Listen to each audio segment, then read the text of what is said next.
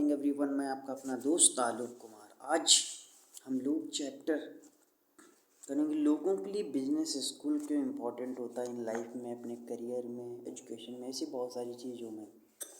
व्यक्तिगत रूप से मैं बहुत रोमांचित हूँ कि मैं नेटवर्क मार्केटिंग उद्योग के समर्थन में यह पुस्तक लिख रहा हूँ। इस उद्योग में कई कंपनियां करोड़ों लोगों को वही बिजनेस शिक्षा प्रदान कर रही हैं जो मेरे अमीर डैडी ने मुझे सिखाई थी। ये कंपनियां लोगों को अपना खुद का नेटवर्क बनाने का अवसर दे रही हैं, बजाय इसके लिए कि लोग किसी और के नेटवर्क के लिए काम करने में अपनी ज़िंदगी गुजार दें। अपना खुद का बिजनेस नेटवर्क बनाने की शक्ति के बारे में लोगों को समझाना आसान काम है। या इसलिए आसान नहीं है क्योंकि ज़्यादातर लोगों को वफादार मेहनती कर्मचारी बनना सिखाया गया है। उन्हें यह नहीं सिखाया गया है कि बिजनेस मालिक कैसे बना जाए, जो अपना खुद का नेटवर्क बनाते हैं। राइट। जब मैं वियतनाम से लौटा, जहां मैं अमेरिकी मैरीन कॉर्प्स में ऑफिसर और हेलीकॉप्टर पायलट था, तो मैंने MBA की डिग्री के लिए फिर से कॉलेज जाने का विचार किया। मेरे अमीर डैडी ने मुझे ऐसा करने से रोका। उन्होंने कहा, अगर तुम किसी पारंपरिक कॉलेज से MBA की डिग्री लोगे तो तुम्हें अमीरों के कर्मचारी बनने के प्रशिक्षण मिलेगा। अगर तुम अमीर बनना चाहते हो और अमीरों को अच्छी तनख्वाह देना चाहते हो,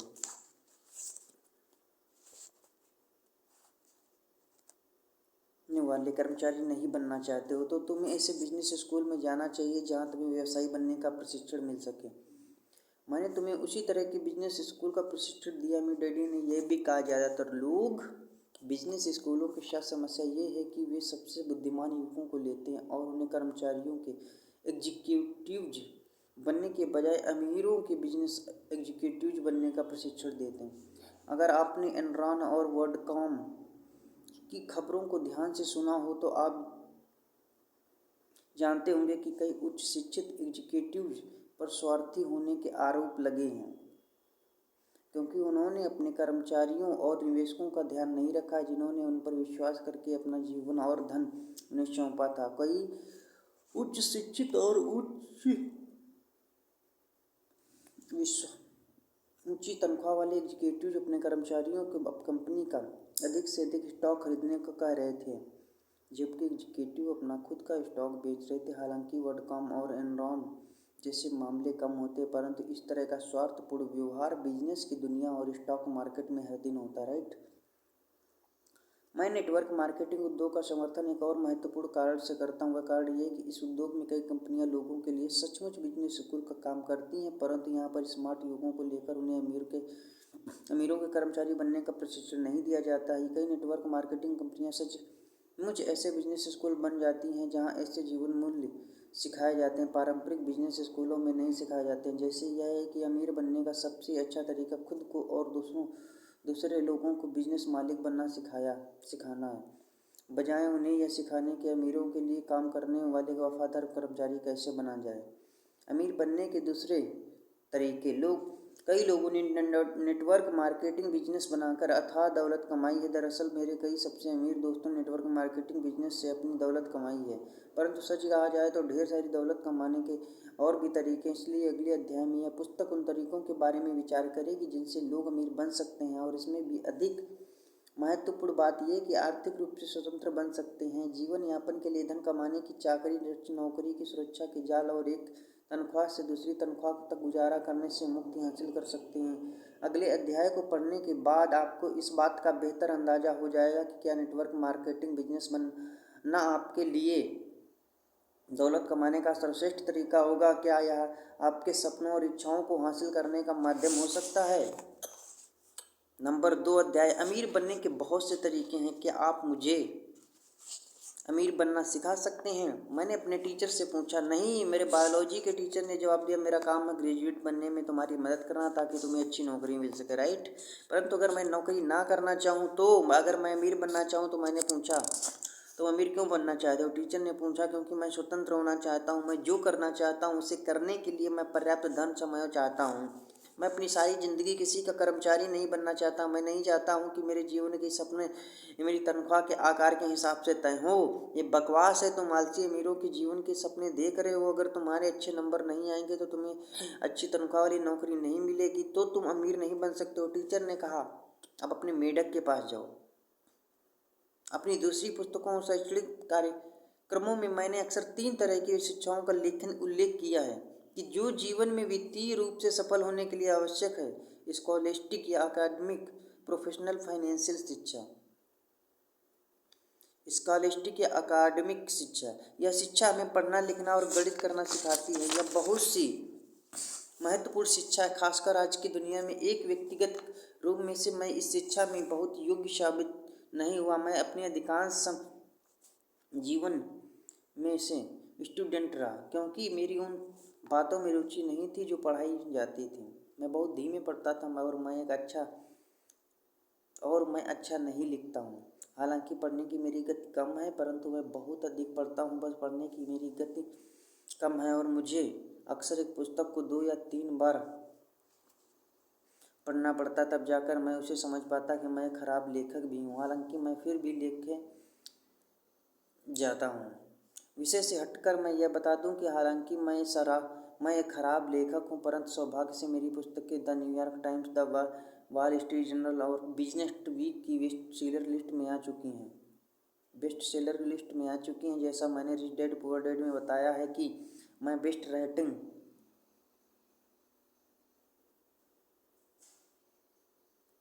सबसे अच्छा लिखने वाला लेखक नहीं हूँ, मैं एक बेस्ट सेलिंग लेखक हूँ। इस क्षेत्र में मेरे अमीर डैडी की सेल्स ट्रेनिंग काम आई, हालांकि यह स्कूल में काम नहीं आई जहाँ नंबर दिए जाते थे। प्रोफेशनल शिक्षा, यह शिक्षा आपको सिखाती है कि पैसे के लिए किस तरह काम किया जाए। मेरी जवानी के दिनों में बुद्धिमान बच्चे डॉक्टर, वकील और अकाउंटेंट बनते हैं। कई प्रोफेशनल स्कूल लोगों को medical assistant, plumber, builder, electrician और ऑटोमोबाइल मैकेनिक बनना सिखाते हैं। अगर आप अपनी फ़ोन बुक के पीले पृष्ठों में शिक्षा या स्कूल के कॉलम में देखेंगे तो आप पाएंगे कि यह पन्ने ऐसे स्कूलों से भरे पड़े हैं जो लोगों को ऐसे प्रोफेशन सिखाते हैं जिनसे उन्हें रोजगार पाने के अधिक अवसर उपलब्ध हों। राइट। व्यक्तिगत रूप से चूँकि मैंने शिक्षा के पहले स्तर यानी अकादमिक शिक्षा में अच्छा प्रदर्शन नहीं किया, इसलिए मुझे डॉक्टर, वकील या अकाउंटेंट बनने के लिए प्रोत्साहित नहीं किया गया। इसके बजाय मैं न्यूयॉर्क के एक स्कूल में गया जहाँ मैं शिप ऑफिसर बन गया। मैं शिप बेचा करता था, जैसे स्टैंडर्ड ऑयल के टैंकर्स और द लव बोट टेलीविजन कार्यक्रम में दिखाए जाने वाले जहाज़ों की तरह के पैसेंजर्स लाइनर्स। ग्रेजुएशन के बाद चूँकि वियतनाम युद्ध चल रहा था, इसलिए शिपिंग उद्योग में नौकरी करने के बजाय फ्लोरिडा के पेंसाकोला में चला गया, जहाँ मैंने यूएस नेवी फ्लाइट स्कूल में अत्यधिक अध्ययन किया। मैं एक पायलट बन गया और मैंने वियतनाम मारीन्स कॉर्प्स की तरफ से उड़ान भरी। मैंने दोनों डैडियों का कहना था कि देश की रक्षा करना एक पुत्र का कर्तव्य है, इसलिए मेरे भाई और मैंने वियतनाम जाने के लिए अपने नाम स्वेच्छा से दे दिए। जब मैं 23 साल का हुआ तो मेरे पास 2 प्रोफेशन थे, एक शिप ऑफिसर का और दूसरा पायलट का, परंतु मैंने पैसे कमाने के लिए दरअसल इनमें से किसी का भी इस्तेमाल नहीं किया। विषय से हटकर मैं सोचता था कि विसंगति ही है कि मैं जिस प्रोफेशन के लिए आज सबसे अधिक जाना जाता हूँ, यानी लेखक के प्रोफेशन के लिए एक विषय है जिसमें मैं हाई स्कूल में 2 बार फेल हुआ था। फाइनेंशियल शिक्षा, ये वही शिक्षा जिसमें आप सीखते हैं कि पैसे के लिए काम करने के बजाय कि किस तरह पैसे से अपने लिए काम करवाया जाता है। यह तीसरे स्तर की शिक्षा हमारे अधिकांश स्कूलों में नहीं पढ़ाई जाती है। मेरे गरीब डैडी का विचार था कि असली दुनिया में सफल होने के लिए इंसान को अच्छी एकेडमिक और प्रोफेशनल शिक्षाओं की ज़रूरत होती है, परंतु मेरे अमीर डैडी कहते थे अगर तुम्हारी फाइनेंशियल शिक्षा कमज़ोर है तो तुम हमेशा अमीरों के लिए काम करते रहोगे। richdad.com ने अपनी तरह से पूरी कोशिश की है कि ऐसे प्रोडक्ट बनाए जाएं जो वह फाइनेंशियल शिक्षा दे सके जो मेरे अमीर डैडी ने मुझे सिखाई। हमारे पास board games, cash flow 101, cash flow 202 और कैश फ्लो फॉर किड्स हैं, जो मज़ेदार तरीके से उसी फाइनेंशियल शिक्षा और फाइनेंशियल मानसिकता को सिखाते हैं और जो मेरे अमीर डैडी ने मुझे सिखाई थी। पैसे के लिए काम करने के बजाय पैसे से अपने लिए काम करवाना सीखें। एक फाइनेंशियल विपत्ति, मेरे विचार से अमेरिका और कई पश्चिमी देशों में एक फाइनेंशियल विपत्ति आने वाली है। एक फाइनेंशियल विपत्ति का जिसका कारण है कि हमारी शिक्षा का सिस्टम विद्यार्थियों को पर्याप्त अथवादी फाइनेंशियल शिक्षा नहीं देता है। जैसा हम सभी दुर्भाग्य से जानते हैं कि हमें स्कूल में ज़्यादा फाइनेंशियल शिक्षा नहीं मिली है, और मेरे विचार में यह जीवन की एक बहुत महत्वपूर्ण योग्यता है कि पैसे को किस तरह से संभाला जाए और उसको कैसे निवेश किया जाए। हाल ही में हमने करोड़ों लोगों को स्टॉक मार्केट में खरबों डॉलर कमाते हुए देखा है। निकट भविष्य में एक फाइनेंशियल विपत्ति की भविष्यवाणी कर सकता है, क्योंकि 1950 के बाद पैदा होने वाले लाखों करोड़ों लोगों के पास रिटायरमेंट के लिए पर्याप्त धन नहीं होगा, रिटायरमेंट के लिए पैसा नहीं होगा, और इससे भी महत्वपूर्ण बात यह है कि लोगों के पास मेडिकल केयर के लिए पैसा नहीं होगा। मैं अक्सर फाइनेंशियल सलाहकारों को यह कहते हुए सुनता हूँ, रिटायरमेंट के बाद आपके जीवन में खर्च कम हो जाता है। फाइनेंशियल सलाहकार अक्सर आपको ये बताना भूल जाते हैं कि रिटायरमेंट के बाद भले ही आप अपने जीवन में खर्च कम हो जाएं, परंतु आपके मेडिकल खर्च बढ़ जाते हैं। मेरे गरीब डैडी सोचते कि सरकार को उन लोगों का ध्यान रखना चाहिए जिनके पास पैसा नहीं। हालांकि कि मैं दिल की से उनकी बात में सहमत हूँ, परंतु मेरा फाइनेंशियल मस्तिष्क अक्सर सोचता है कि सरकार किस तरह लाखों लोगों की मदद कर पाएगी जिन्हें अब जीवन के अन्य खर्चों के साथ साथ मेडिकल खर्च की जल्दी ज़रूरत होगी। 2010 से तक 83 मिलियन बेबी बूमर्स की पहली खेप रिटायर होना शुरू हो जाएगी। मैं यह सवाल पूछना चाहता हूं कि जब उनकी नौकरी के दिन समाप्त हो जाएंगे तो इनमें से कितने के पास शेष जीवन के लिए पर्याप्त धन होगा, और अगर इन्हें जीवित रहने के लिए अरबों डॉलर की ज़रूरत होगी तो क्या दुनिया के युवा लोग बूढ़ों को खर्च उठाने की इच्छुक होंगे। मेरे विचार से यह अनिवार्य है कि हमारे स्कूल सिस्टम जितनी जल्दी हो सके फाइनेंशियल शिक्षा पढ़ाना शुरू कर दे। अपने धन को किस तरह संभाला जाए और उसका निवेश किस तरह किया जाए, यह जानना निश्चित रूप से उतना ही महत्वपूर्ण है जितना कि यह जानना कि मेढक का डिसेक्शन किस तरह से किया जाए। एक व्यक्तिगत टिप्पणी, मेरी पत्नी और मैं अपने जीवन में जल्दी रिटायर हो गए, बिना नौकरी, बिना सरकारी सहायता, बिना स्टॉक, बिना म्यूचुअल फंड के। हमने स्टॉक या म्यूचुअल फंड क्यों नहीं लिया? इसका कारण यह है कि हमारे लिए भी बहुत जोखिम भरे निवेश हैं। मेरे विचार में म्यूचुअल फंड सबसे बड़ा जोखिम निवेश है, परंतु अगर आपके पास कोई औपचारिक फाइनेंशियल शिक्षा और अनुभव ना हो तो अच्छे निवेश हैं। अगर आपने हाल ही फाइनेंशियल न्यूज सुनी है तो आप जानते हैं कि मार्च 2000 में शुरू होने वाली स्टॉक मार्केट क्रैश से के पहले फाइनेंशियल सलाहकार कह रहे हैं कि लंबे समय के लिए निवेश करो, खरीदो और पकड़े रहो, और अपने स्टॉक को डाइवर्सिफाई कर लो, यानी अलग अलग क्षेत्रों में कंपनियों के शेयर खरीदो। स्टॉक मार्केट क्रैश के बाद ये सलाह दे रहे हैं कि लंबे समय के लिए निवेश करो, खरीदो और पकड़े रहो, अपने स्टॉक को डाइवर्सिफाई कर लो। क्या आपको दोनों सलाहकारों में कोई अंतर नजर आता है? अपना खुद का बिजनेस बनाना अमीर बनने का सबसे अच्छा तरीका है। जब आप बिजनेस बना लें और आपके पास अच्छा कैश फ्लो आने लगे तो फिर आप दूसरी संपत्तियों में निवेश करना शुरू कर दें, राइट।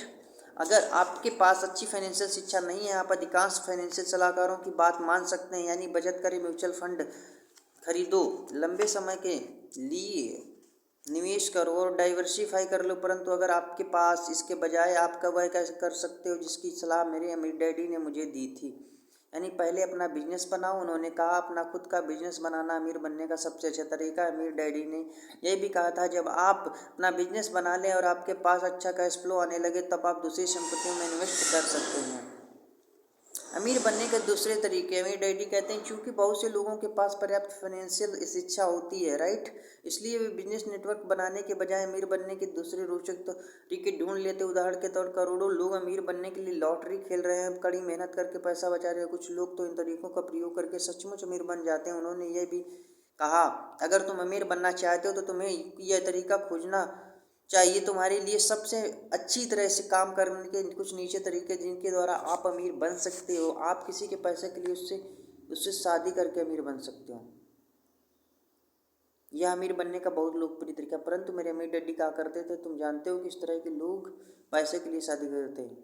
आप बदमाश बनकर अमीर बन सकते हो। अमीर डैडी कहते हैं बदमाश बनने के साथ समस्या ये है कि आपके को दूसरे बदमाशों के साथ काम करना पड़ता है। ज़्यादातर बिजनेस विश्वास पर टिका होता है, परंतु जब आप आपके पार्टनर बदमाश होंगे तो आप किस तरह से उन पर भरोसा करेंगे। उन्होंने ये भी कहा अगर आप ईमानदार हैं तो आप बिजनेस में कोई ईमानदारी गलती करते हैं तो आप ज़्यादातर लोग समझ जाएंगे कि और आपको दूसरा मौका देंगे। इसके अलावा अगर आप अपनी गलतियों से सीखेंगे तो आप पहले से अच्छे बिजनेसमैन बन जाएंगे, परंतु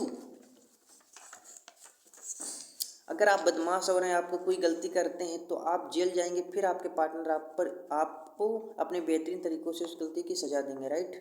नंबर 3, आप लालची बनकर अमीर बन सकते हैं। मेरे अमीर डैडी कहते थे दुनिया ऐसे लोगों से भरी पड़ी है जो लालची बनकर अमीर होना चाहते हैं। लालची अमीर लोग सबसे अधिक आलोचक के पात्र होते हैं। 2000 के स्टॉक मार्केट क्रैश के बाद दुनिया की उन कंपनियों की कहानियाँ छटकारे लेकर पढ़ी जिन्होंने अपने वित्तीय रिकॉर्ड तोड़ मरोड़ कर बताए थे। उन सीईओ के किस्से पढ़े जिन्होंने निवेशकों में झूठ बोला था। उन अंदर की जानकारी रखने वाले लोगों के बारे में पढ़ा जिन्होंने गैर कानूनी ढंग से शेयर बेचे थे और कंपनी को अफसरों के बारे में भी लेख पढ़े जिन्होंने अपने कर्मचारियों को कंपनी के शेयर खरीदने को कहा जबकि वे खुद अपने शेयर बेच रहे थे। महीनों तक समाचारों में एनरॉन वर्ल्ड.कॉम आर्थर एंडरसन और वॉल स्ट्रीट विश्लेषकों के लीडर्स के बारे में कहानियां आती रहीं जिन्होंने झूठ बोला था, धोखा दिया था और चोरी की थी। दूसरे शब्दों में इन अमीर लालची लोगों में से कुछ लालची थे कि जिन्होंने कानून तोड़ दिया और बदमाश बन गए। 21वीं सदी के पहले कुछ सालों ने लालच, भ्रष्टाचार और नैतिक मार्गदर्शन के अभाव में कुछ सबसे बुरे उदाहरण प्रस्तुत किए और यह सिद्ध किया कि बदमाश लोग सिर्फ वही नहीं होते हैं जो मादक द्रव्यों का कारोबार करते हैं, नकाब पहनते हैं और बैंक लूटते हैं। आप सस्ते बनकर भी अमीर बन सकते हैं। अमीर डैडी कहते हैं सस्ते बनकर अमीर बनने की कोशिश करना सबसे लोकप्रिय तरीका। इसे आगे स्पष्ट करते हुए उन्होंने कहा, जो लोग सस्ते बनकर अमीर बनने की कोशिश करते हैं वे अक्सर अपनी आमदनी में से कम खर्च से गुजारा करने की कोशिश करते हैं, बजाय इसके कि वे अपनी आमदनी बढ़ाने के तरीके खोजें। उन्होंने ये भी कहा, सस्ते बनकर अमीर बनने के साथ समस्या यह है कि अंत में आप सस्ते ही बन रहते हैं। हम सबने उन लोगों की कहानियां सुनी हैं जिन्होंने पूरी ज़िंदगी पैसा इकट्ठा करने में, पाई बचाने में, सेल में सामान खरीदने में गुजार दी है, सिर्फ इसलिए ताकि उनके पास बहुत सारा पैसा इकट्ठा हो जाए। परंतु हालांकि उनके पास काफ़ी पैसा होता है, फिर भी वे सचमुच गरीब आदमी की तरह ही गरीब रहते हैं। मेरे अमीर डैडी की इस बात में बहुत कम कर्मचारी दिखी कि काफ़ी पैसा पास में होने के बावजूद कोई आदमी गरीबों की तरह रहे। अमीर डैडी का एक मित्र था जो जीवन की सस्ती ज़िंदगी जिया।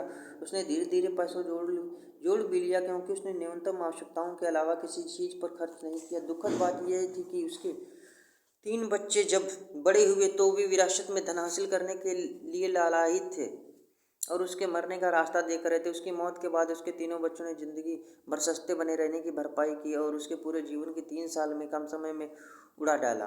सारा पैसा खत्म हो गया और उसके बच्चे आज उतने गरीब हैं जितने कि उनके डैडी थे, हालांकि उनके पास कभी सा था। मेरे डैडी अमीर डैडी के हिसाब से जो लोग पैसा इकट्ठा करने के बावजूद गरीबों की तरह रहते हैं वे पैसों की पूजा करते हैं और पैसे को अपना मालिक बना लेते हैं, बजाय इसके कि वे पैसे के मालिक बनना सीखें। आप कड़ी मेहनत से अमीर बन सकते हैं। अमीर डैडी के अनुसार कड़ी मेहनत से अमीर बनने के साथ दिक्कत यह है कि कड़ी मेहनत करने वाले लोगों को अक्सर अपने धन और जीवन का आनंद लेने से मुश्किल आती है। दूसरे शब्दों में वे सिर्फ कड़ी मेहनत ही कर सकते हैं, ये वे नहीं जान पाते हैं कि ज़िंदगी का आनंद कैसे लिया जाए। बुरी आमदनी के लिए कड़ी मेहनत है, राइट।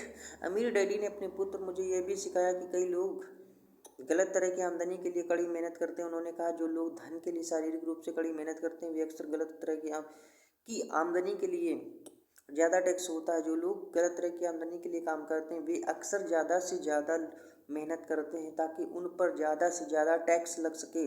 मेरे अमीर डैडी के हिसाब से फाइनेंशियल समझदारी नहीं थी कि ऐसी आमदनी के लिए ज़्यादा से ज़्यादा मेहनत की जाए जिस पर ज़्यादा से ज़्यादा टैक्स लगे। अधिकांश नौकरी पेशा लोग सबसे ऊंची दर पर टैक्स देते हैं। इसके अलावा जिन लोगों को सबसे कम मिलता है वे अक्सर सबसे ज़्यादा प्रतिशत टैक्स देते। बचपन में ही मेरे अमीर डैडी ने मुझे सिखा दिया था कि आमदनी एक ही तरह की नहीं होती है। उन्होंने कहा, आमदनी 2 तरह की होती है, अच्छी आमदनी और बुरी आमदनी। इस पुस्तक में आप ये जानेंगे कि किस तरह की आमदनी के लिए कड़ी मेहनत की जाए ताकि आप ज़्यादा से ज़्यादा कमाएं परंतु उस पर कम से कम टैक्स दें। अमीर डैडी ने अपने पुत्र को और मुझे यह भी बताया कि कई लोग जिंदगी भर कड़ी मेहनत करते हैं परंतु अंत में उनके पास अपनी कड़ी मेहनत के बदले दिखाने के लिए कुछ नहीं होता है। इस पुस्तक में आप यह जानेंगे कि किस तरह कुछ साल तक कड़ी मेहनत करें परंतु अंततः आपके पास चुनने के लिए यह विकल्प हो कि अब आप कभी पैसे के लिए काम नहीं करेंगे, मैं राइट। आप अत्यधिक स्मार्ट, प्रतिभाशाली, आकर्षक या गुणी होकर अमीर बन सकते हैं। टाइगर वुड्स अत्यंत प्रभावशाली गोल्फर के एक उदाहरण। एक गोल्फर जिन्होंने अपनी प्रतिभा को विकसित करने में कई साल लगाए परंतु प्रतिभाशाली, स्मार्ट, गुणी होना अमीर बनने की गारंटी नहीं है। मेरे डैडी कहते हैं दुनिया ऐसे प्रतिभाशाली लोगों से भरी पड़ी है जो कभी अमीर नहीं बन पाते। हॉलीवुड में ही देख लो, वहाँ पर आपको कई सुंदर, आकर्षक, प्रतिभाशाली एक्टर मिलेंगे जिनकी आमदनी ज़्यादातर लोगों से कम है। आंकड़ों में से भी पता चलता है कि 65% प्रोफेशनल एथलीट अपना करियर समाप्त होने के 5 साल बाद तक दिवालिया हो जाते हैं। पैसे की दुनिया में अमीर बनने के लिए ईश्वर द्वारा आपको दिए गए दिमाग, प्रतिभा या सुंदरता में ही काफ़ी नहीं है, आपको इससे अधिक आवश्यकता होती है। आप किस्मत के सहारे अमीर बन सकते हैं। किस्मत के सहारे अमीर बनने की कोशिश करना लगभग उतना ही लोकप्रिय है जितना कि सस्ते बनकर अमीर बनने की कोशिश करना। जैसे हम में से ज़्यादातर लोग जानते हैं कि करोड़ों लोग लॉटरी के रेस के घोड़ों के कैसीनो और खेलों पर अरबों डॉलर, शायद अरबों डॉलर दांव पे लगाते हैं और ये भी उम्मीद करते हैं किस्मत उन पर मेहरबान होकर उन्हें अमीर बना देगी। जैसे हम भी सभी जानते हैं कि एक ही व्यक्ति खुशकिस्मत होगा जबकि हजारों या लाखों लोग बदकिस्मत होंगे। अध्ययनों में ये भी पता चलता है कि अधिकांश लॉटरी जीतने वाले ढेर सारी दौलत जीतने के बाद भी दिवालिया हो जाते हैं। हालांकि जो दौलत उन्होंने जीती थी वह इतनी अधिक थी कि उसे कमाने के लिए उन्हें 5 जन्म लेने पड़ते थे। इसलिए 1 या 2 बार खुशकिस्मत हो जाने पर यह मतलब नहीं है कि आप अपनी संपत्ति को अपने पास रख पाएंगे। आप पैतृक संपत्ति के मालिक बनकर अमीर बन सकते हैं। जब हम 20 साल के होते हैं तो आमतौर पर यह मालूम हो जाता है कि हमें विरासत में क्या मिलने वाला है। अगर आप ये जानते हैं कि आपको कुछ नहीं मिलने वाला है तो स्पष्ट रूप से आपको अमीर बनने का कोई दूसरा तरीका ढूंढ लेना चाहिए, राइट। आप निवेश करके अमीर बन सकते हैं। मुझे अक्सर जो शिकायतें सुनने को मिलती हैं उनमें से एक ये है कि निवेश करने के लिए सबसे पहले आपके पास धन होना चाहिए। ज़्यादातर मामलों में बात सही है। निवेश के साथ एक और समस्या है। अगर आप वित्तीय रूप से शिक्षित नहीं है और आपके पास निवेश करने का प्रशिक्षण नहीं है तो आप अपने पूरे निवेश को गंवा सकते हैं। जैसा हमने देखा है स्टॉक मार्केट जोखिम भरा है विश्वसनीय। इसका अर्थ यह है कि एक दिन आप पैसा कमाते हैं और अगले दिन आपका सारा पैसा चला जाता है। रियल एस्टेट में हालांकि आप निवेश करने के लिए आपके नए बैंकर का इस्तेमाल कर सकते हैं, परंतु प्रचुर संपत्ति हासिल करने के लिए फिर भी थोड़े धन और शिक्षा की जरूरत होती है। इस पुस्तक में आप ये पाएंगे कि किस तरह निवेश करने के लिए पैसा हासिल किया जाए, परंतु इससे भी महत्वपूर्ण बात यह सीखेंगे कि किस तरह अपने पैसे को जोखिम उठाने से पहले निवेशक बना जाए, राइट। आप बिजनेस बनाकर अमीर बन सकते हैं। बिजनेस बनाना ये तरीका है जिसके द्वारा ज़्यादातर इंसान बहुत लोग अमीर बने हैं। बिल गेट्स ने माइक्रोसॉफ्ट बनाया। माइकल डेल ने अपने डॉर्मिटरी रूम में डेल कंप्यूटर्स की स्थापना की। जीरो से बिजनेस बनाने के साथ समस्या ये है कि अमीर बनने के सभी तरीकों में सबसे जोखिम भरा फ्रेंचाइजी खरीदना है, जो कम जोखिम भरा है। बहुत कम महंगा हो सकता है। जाने माने फ्रेंचाइजी खरीदने की कीमत $1 लाख से $15 लाख के बीच हो सकती है और इसमें सिर्फ फ्रेंचाइजी के अधिकार ही शामिल हैं। शुरुआती फीस के बाद ट्रेनिंग, एडवर्टाइजिंग और समर्थन के लिए आपको हर महीने अब कंपनी हेडक्वार्टर को भुगतान करना होगा। इसके अलावा ये समर्थन भी इस बात की कोई गारंटी नहीं देता है कि आप प्रचुर संपत्ति कमा ही लेंगे। कई बार आदमी को अपनी फ्रेंचाइजी या कंपनी हेडक्वार्टर को भुगतान करना ही होता, भले ही उसका व्यक्तिगत फ्रेंचाइजी घाटे में चल रहा हो। हालांकि फ्रेंचाइजी खरीदना जीरो से अपना खुद का बिजनेस शुरू करने से कम जोखिम भरा है, परंतु आंकड़े बताते हैं कि 1/3 फ्रेंचाइजी अंततः दिवालिया हो जाती है, राइट। बड़े बिजनेस मालिकों और छोटे बिजनेस मालिकों के बीच अंतर। अमीर बनने के 11वें तरीके पर आगे बढ़ने से पहले मैं आपको ये बता देना चाहता हूँ छोटे बिजनेस मालिक और बड़े बिजनेस मालिक में क्या अंतर होता है। अंतर ये होता है कि बड़े बिजनेस मालिक नेटवर्क बनाते हैं। दुनिया छोटे बिजनेस मालिकों से भरी जो रेस्टोरेंट बनाते हैं। एक अकेले रेस्टोरेंट के मालिक हैं और मैकडॉनल्ड्स के संस्थापक रे क्रॉक में यह अंतर है कि मैकडॉनल्ड्स हैमबर्गर रेस्टोरेंट का नेटवर्क है जिसे फ्रेंचाइजी नेटवर्क के नाम से जाना जाता है। इस अंतर का एक और उदाहरण टेलीविज़न रिपेयरिंग शॉप के बिजनेस मालिक और टेड टर्नर के बीच का अंतर है, जिन्होंने CNN यानी केबल न्यूज नेटवर्क बनाया।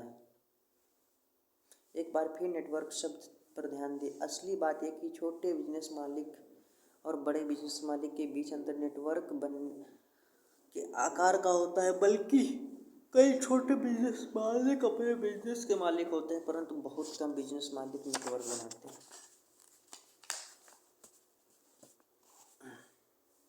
आसान शब्दों में कहा जाए तो बिजनेस नेटवर्क बनाकर ही दुनिया के सबसे अमीर लोग अमीर बन सकते हैं। अमीर बनने का 11वां तरीका है आप नेटवर्क मार्केटिंग बिजनेस बना सकते हैं। मैंने नेटवर्क मार्केटिंग बिजनेस को 11वें नंबर पर इसलिए रखा और इसे अमीर बनने का बाकी तरीकों से अलग इसलिए रखा क्योंकि यह संपत्ति हासिल करने की बहुत ही नया क्रांतिकारी तरीका है। अगर आप अमीर बनने के पहले 10 तरीकों पर उड़ती हुई निगाहें डाल ले तो आप पाएंगे कि इनका दृष्टि आत्म केंद्रित है, यानी इन सभी में इंसान खुद अमीर बनता है। दूसरे शब्दों में यह एक लालची आदमी का दृष्टिकोण है। उदाहरण के तौर पर वह आदमी जो सस्ते बनकर अमीर बनने की कोशिश करता है उसका पूरा ध्यान सिर्फ खुद के अमीर बनने तक पर होता है और शायद अपने परिवार और दोस्तों के अमीर बनने पर होता है। जो पैसे के लिए शादी करता है वह निश्चित रूप से अपने खुद के लिए पैसा हासिल करने की फिराक में रहता है। बड़ा बिजनेस भी कुछ चुनिंदा लोगों को ही अमीर बनने पर ध्यान केंद्रित करता है। जब फ्रेंचाइजी आए तो उन्होंने अधिक लोगों के लिए यह संभव बनाया कि वे बिजनेस मालिक बन सकें, संपत्ति में हिस्सेदारी कर सकें, परंतु ज़्यादातर मामलों में फ्रेंचाइजी केवल उन्हीं लोगों को मिल सकती है जिनके पास फ्रेंचाइजी खरीदने के लिए पैसा है। और जैसा मैंने पहले ही कहा कि आज की तारीख मैकडॉनल्ड्स फ्रेंचाइजी की कीमत $10 लाख। बहरहाल, मैं ये नहीं कह रहा हूँ कि लोग बुरे या लालची हैं, मैं सिर्फ इतना कह रहा हूँ कि अधिकांश मामलों में फोकस बहुत सी इन लोगों के अमीर बनने पर नहीं है, फोकस सिर्फ एक व्यक्ति के रूप में बनने पर है। नेटवर्क मार्केटिंग बिजनेस संपत्ति हासिल करने का एक नया और क्रांतिकारी तरीका है। मैंने नेटवर्क मार्केटिंग को अमीर बनने 11वें नंबर के रूप में इसलिए रखा क्योंकि एक क्रांतिकारी नया तरीका जो संपत्ति को हर उसी आदमी के साथ बांटना चाहेगा जो सचमुच प्रचुर संपत्ति हासिल करना चाहता। नेटवर्क मार्केटिंग सिस्टम इस तरह से बनाया गया है कि कोई भी आदमी संपत्ति में हिस्सेदारी कर सकता है। नेटवर्क मार्केटिंग सिस्टम, जिसे मैं अक्सर व्यक्तिगत फ्रेंचाइजी या एक अदृश्य बड़ा नेटवर्क कहता हूँ, मेरे विचार से पैसे कमाने का बहुत ही प्रजातांत्रिक तरीका है। यह सिस्टम हर उस आदमी के लिए खुला है जिसमें आगे बढ़ने की इच्छा, संकल्प है, लगन है। सिस्टम इस बात की सचमुच परवाह नहीं करता कि आप किस कॉलेज में पढ़े हैं, आप किस कॉलेज में पढ़े भी हैं। ये नहीं आप आज कितना धन कमा रहे हैं, आपकी जाति या लिंग या आपके कितने आकर्षक आपके माता पिता या आप कितने लोकप्रिय। ज़्यादातर नेटवर्क मार्केटिंग कंपनियां मूलभूत सिर्फ एक बात पर परवाह करते हैं कि आप सीखने के लिए, बदलने और विकास करने के लिए कितने इच्छुक हैं। आप सीखने के लिए, बदलने के लिए कितने इच्छुक हैं।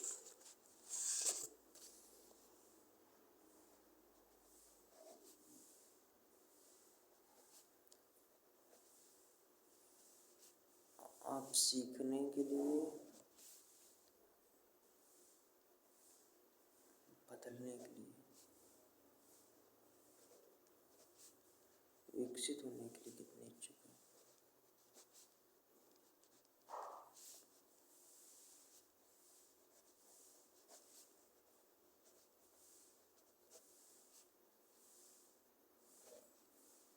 कितने इच्छुक हैं, राइट।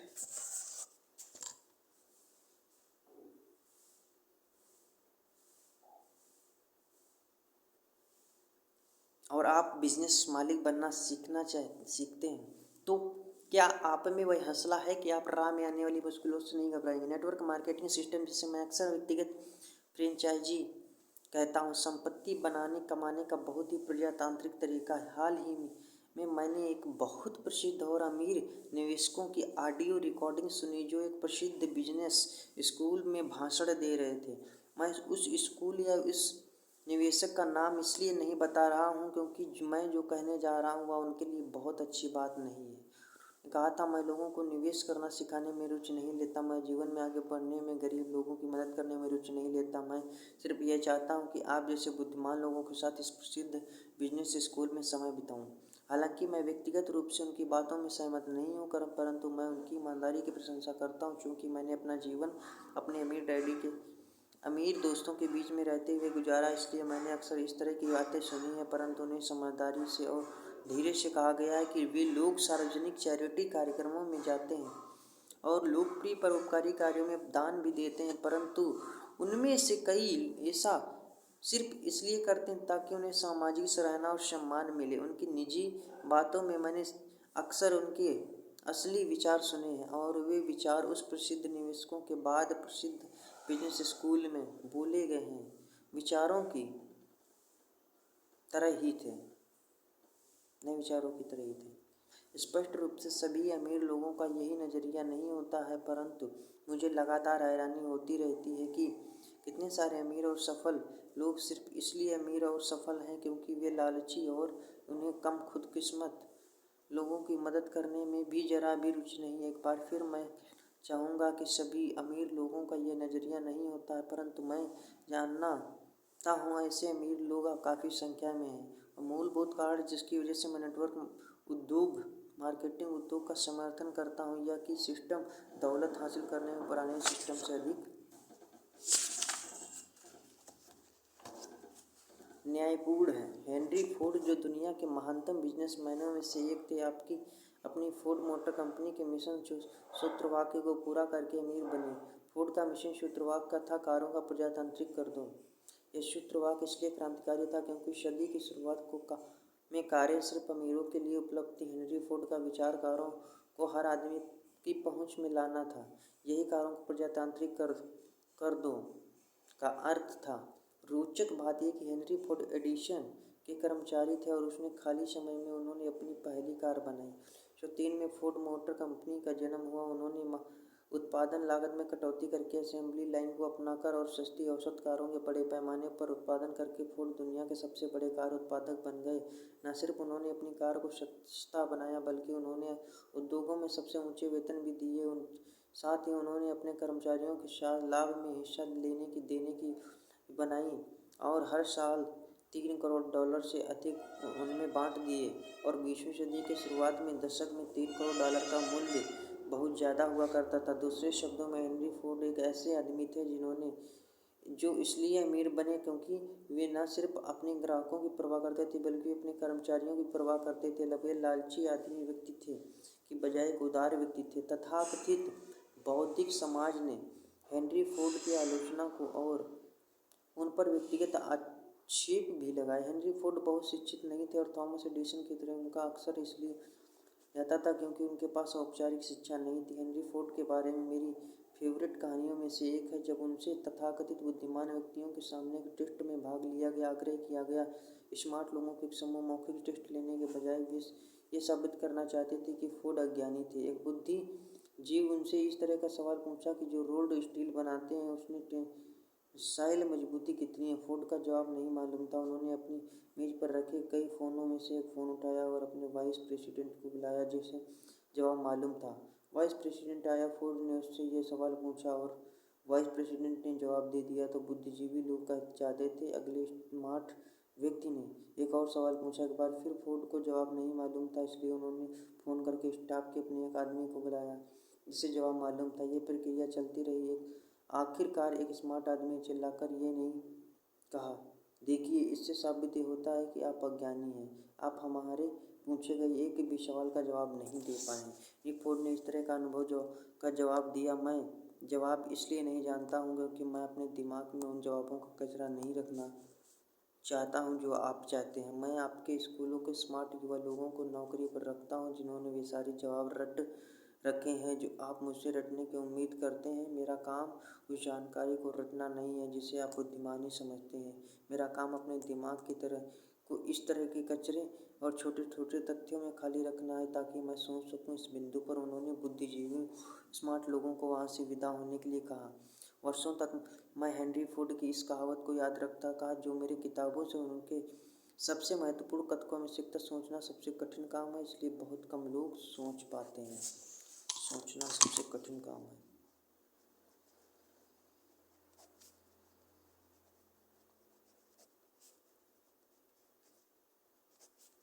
ना सबसे कठिन काम है, राइट।